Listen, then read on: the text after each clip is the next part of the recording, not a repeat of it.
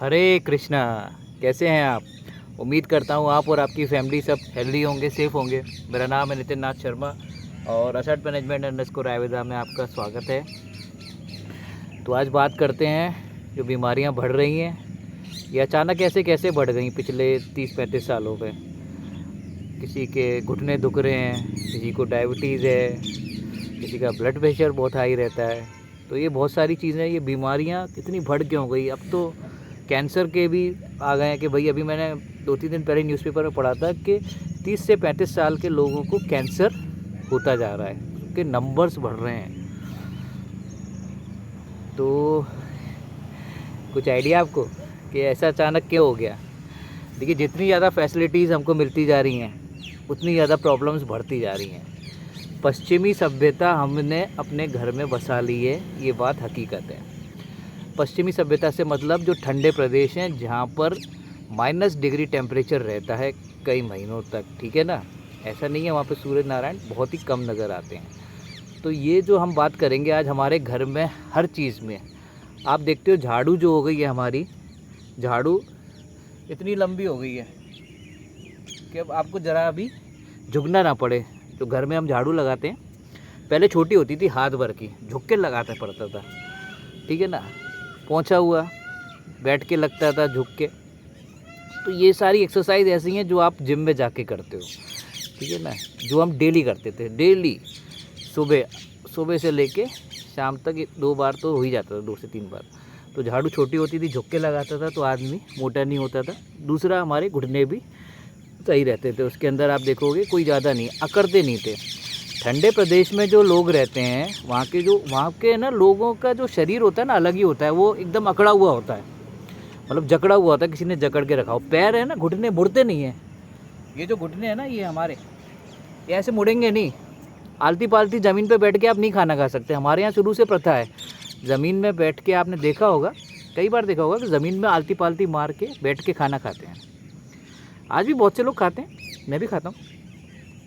लेकिन बैंड होते हैं ना हमारे घुटने, तब हम बैठ पाएंगे। वहाँ के लोगों के घुटने बैंड ही नहीं होते। तो उन्होंने क्या किया, डाइनिंग टेबल रख ली, तो वो बैठे बैठे ही खाएंगे। डाइनिंग टेबल पे बैठ नहीं सकते वो हमारी तरह ज़मीन पर, बहुत मुश्किल होता है, फ्लेक्सिबल नहीं होता उनका शरीर। तो भाई डाइनिंग टेबल उनके पास थी तो हमारे घरों में भी आ गई। अब हम भी भाई डाइनिंग टेबल पे बैठ के खाएंगे। ज़मीन से हम उठ गए हैं, ज़मीन को हमने छोड़ दिया। ज़मीन पे बैठ के खाने का एक फ़ायदा, और फ़ायदा क्या होता है कि हम खाते हैं और जब हम उठाते हैं खाना को, और जब उठाते हैं तो थोड़ा आगे झुकते हैं, तो हमारा पेट स्ट्रेच होता है। पेट में स्ट्रेचिंग होती है, जिससे आप देखोगे पाचन क्रिया हमारी बहुत अच्छी होती है। मतलब आपका खाना ऐसा डाइजेस्ट आराम से हो जाएगा। और दूसरा, पेट पे स्ट्रेस पड़ेगा तो वो सारी चीज़ें। पहले के टाइम में हम चक्की चलाते थे, महिलाएं भी चक्की चलाती थी। मतलब ताज़ी अन्न, मतलब डेली जो खाना जो बनता था ना, आटा जो मिलता था, वो डेली गेहूँ सुबह वो पीसते थे चक्की से, और फिर उसका ताज़ी आटे का महत्व था। आयुर्वेद में है भी कि मतलब आटा जो है वो 15 दिन से ज़्यादा पुराना नहीं होना चाहिए। तो इसलिए वह तो डेली वहाँ पर सुबह चक्की चलती थी और रोज़ उसमें आटा, क्या बोलते हैं, खाना बनता था, रोटी बनती थी। खुले एरिया का बहुत महत्व है। मतलब आयुर्वेद में ये बताया गया है कि आप जब खाना पका रहे हो तो सूरज की रोशनी उसमें होनी चाहिए, और खुले बर्तन में आपको खाना पकाना है। खुले बर्तन मतलब हांडी, खुली हांडी, जो बंद में नहीं, जैसे आपने कुकर में बना दी। अगर एक दाल को आप खुले बर्तन में बनाओगे, खुली हांडी में, तो उसमें टाइम ज़्यादा लगेगा। और पहले के टाइम में गैस तो होती नहीं थी, चूल्हे होते थे, लकड़ियाँ जल रही हैं, कोयले जल रहे, तो वो धीरे धीरे पकती रहती थी। स्वाद भी अच्छा आता था, ख़राब भी नहीं होती थी। और प्लस पूरे हमारे विटामिन पूरे रहते थे उसके अंदर, कोई भी उसके अंदर डिस्ट्रॉय नहीं होता था। आज हम बस बना देते हैं कुकर में, लेकिन ये है कि उसमें कुछ भी नहीं है उसके अंदर देखा जाए तो, और स्वाद भी अलग ही है। एक दाल आप कुकर में बनाओ और एक दाल खुले बर्तन में बनाओ धीरे आंच पे, तो दोनों की स्वाद का ज़मीन आसमान का अंतर होगा। तो ये चीज़ हो गई। और क्या क्या हमने बदलाव किए। कपड़े धोने की तो बात कर ही नहीं सकते भाई। कपड़ा धोते थे जो लोग बाग, ऐसे भी नहीं कि जब दुनिया में वॉशिंग पाउडर नहीं थे और वॉशिंग मशीन नहीं थी तो लोग कपड़े नहीं धोते थे। खूब कपड़े धोते थे, गला के रखते थे, मिट्टी में धुलते थे। मतलब नदी में आप देखते होगे, पानी में मिट्टी में गला के और उसके बाद वो साफ़ होते थे। ऐसा नहीं है कि वो लोग कुछ नहीं करते थे। हमसे ज़्यादा बेटर करते थे। कपड़ों की एक्सरसाइज धोबी पछाड़, आपने सुना होगा ना, धोबी पछाड़ ऐसे पकड़ के चादरों को और मारना। तो उनकी एक्सरसाइज बहुत ज़्यादा हुआ करती, श्रम बहुत करते थे हर चीज़ में, खाने में, सफाई में, खाना बनाना। तो ये सारी चीज़ें, इन सब चीज़ों से हेल्दी चीज़ आई। फिर दूसरी चीज़ आ गई, आपके पास फ्रिज आ गया हमारे घरों के अंदर। सब के यहाँ डबल डोर फ्रिज हो गया। अब तो पहले सिंगल डोर चलते थे कैलकुलेटर, अब डबल डोर हो गया, बड़े बड़े फ्रिज हो गए, इतने बड़े बड़े आदमी की साइज़ से ऊपर बड़े फ्रिज हैं। अब ये फ्रिज कैसे आया, फ्रिज की कहानी भी अलग ही है। फ्रिज जो था वहाँ पे जो -डिग्री टेम्परेचर रहता था दूसरे देशों में, तो उनकी जो दवाइयाँ होती थी ना वो ख़राब हो जाती थी, जो मेडिसिन्स होती थी, जो वॉर पे जो लड़ाइयाँ जो होती थी, तो उन्हें टेम्परेचर नॉर्मल रखना था, मतलब माइनस से प्लस में, पॉजिटिव में, मतलब +5 डिग्री ऐसे करके पॉजिटिव टेम्परेचर के लिए वो फ्रिज आया। तो फ्रिज तो देखिए वो आया तो वो आर्मी पर्सन्स के लिए आया था, लेकिन ये है कि और वहाँ के लोगों ने भी रखा कि भाई हमारा टेम्परेचर नॉर्मल रहे उसके लिए, उस फूड के लिए। लेकिन वो हमारे इंडिया में सबसे ज़्यादा आ गया, हमारे इंडिया में आ गया, और आज हमारे हर घर के अंदर है। ठंडा पानी पीना, पहले के टाइम में लोग ठंडा पानी नहीं पीते थे, सादा पानी पीते थे, मटके का पानी पीते थे गर्मियों में, और नॉर्मल तो सादा पानी लेते थे, गुनगुना पानी, तो बीमार नहीं पड़ते थे। आज जितना ठंडा पानी हम पी रहे हैं उतनी ज़्यादा बीमारियां बढ़ती जा रही हैं, क्योंकि ठंडा पानी आयुर्वेद में बिल्कुल वर्जित है। ठंडा पानी पीने के बाद पाचन क्रिया हमारी ज़ीरो हो जाती है, मतलब पहले बॉडी का टेम्परेचर नॉर्मल करना होता है बॉडी को, फिर उसके बाद वो पचाता है। तो आप तो पता ही है, ठंडा पानी क्या, ठंडी कोल्ड ड्रिंक्स आप ले रहे हो, तो फिर कैसे फिर पाचन क्रिया होगी। अब क्या करते हैं, हाँ, और ये आया क्या बोलते हैं, डिओड्रेंट आप लगाते होगे बदबू को भगाने के लिए, खूब डिओड्रेंट चल रहे हैं आजकल। तो डिओड्रेंट की क्या कहानी है, देखिए वहाँ पर लोग बाग नहाते नहीं हैं, कम नहाते हैं, तो नहाते नहीं हैं। दूसरा, पाचन क्रिया उनकी इतनी अच्छी नहीं होती, मतलब वो खाने को पचाने के लिए अल्कोहल लेते हैं और ये कोल्ड ड्रिंक लेते हैं ताकि पच जाए, क्योंकि सूर्य नारायण नहीं है वहाँ पर, ठंड इतनी है, -डिग्री टेम्परेचर में कैसे खाना पचेगा। तो उसकी वजह से बदबू हो जाती है शरीर के अंदर, पसीने की बहुत गंदी बदबू आती है। तो उसके लिए ये क्या बोलते हैं, डिओड्रेंट आया, और उनके बाल एकदम ऐसे सख्त हो जाते हैं एकदम, और बाल को मुलायम करने के लिए वो आया, क्या बोलते हैं, क्रीम, जो जेल जो आता है जो बालों में लगाने का, कि बाल मुलायम रहे। हमारे बाल तो देखिए वैसे ही मुलायम रहते हैं, कड़क तो होते नहीं है, मतलब खड़े हो जाते हैं उनके बाल, इतनी ठंड होती है, तो वो इम्पैक्ट आता है। तो वो चीज़ उन लोगों के लिए तो ठीक है, चलिए, जो उस कंट्री में रह रहे हैं, लेकिन हमारी कंट्री जो है, भारत जो है, गर्म देश है।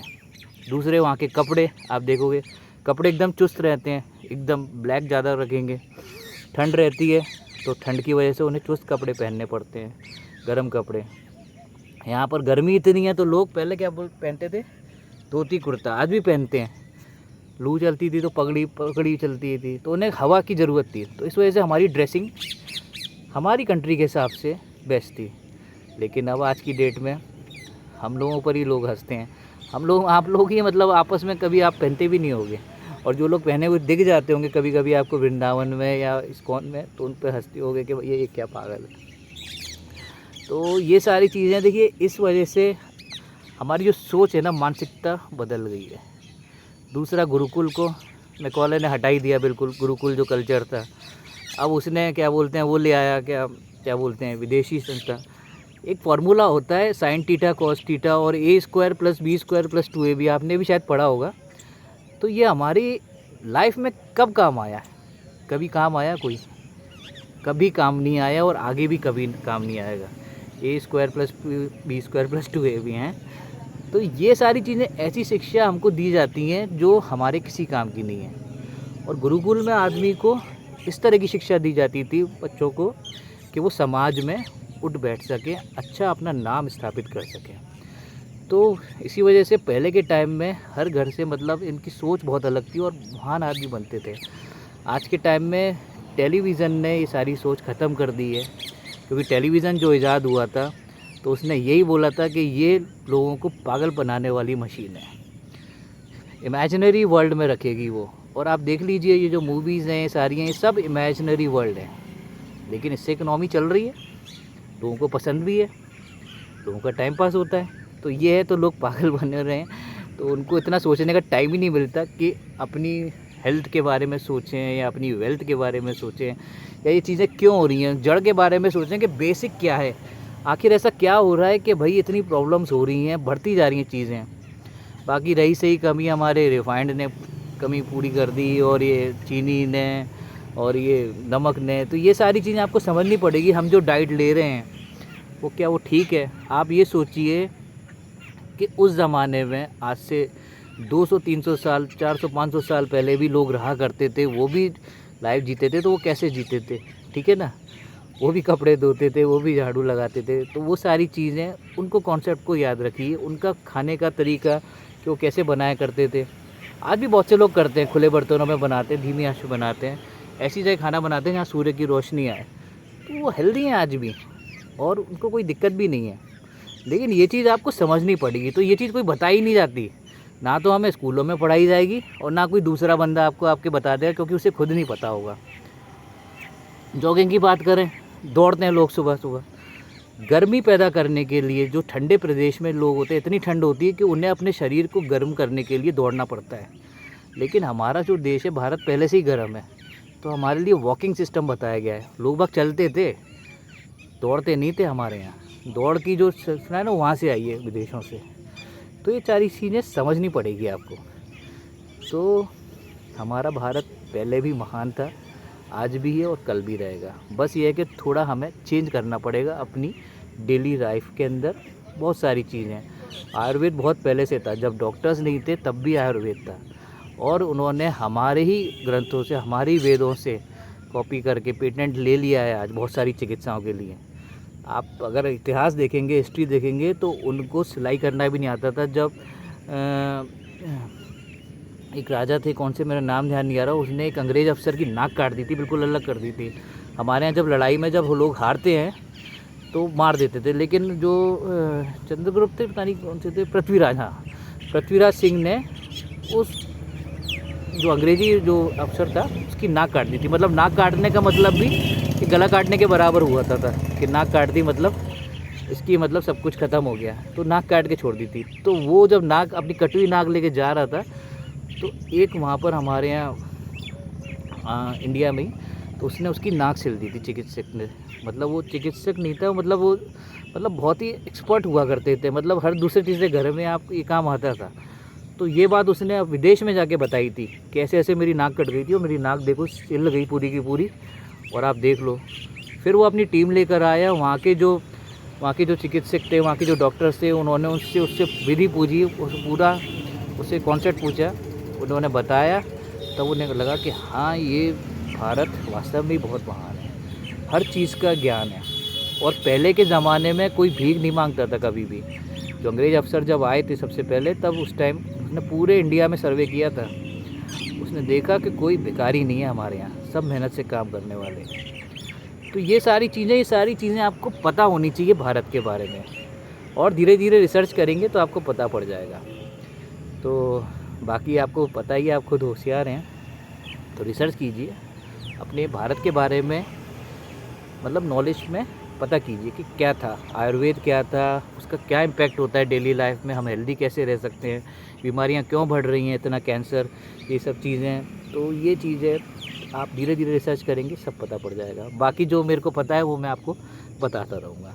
तो वीडियो लंबा हो गया बहुत बड़ा, चलिए, okay, thank you for watching this video, bye bye, take care, have a great day.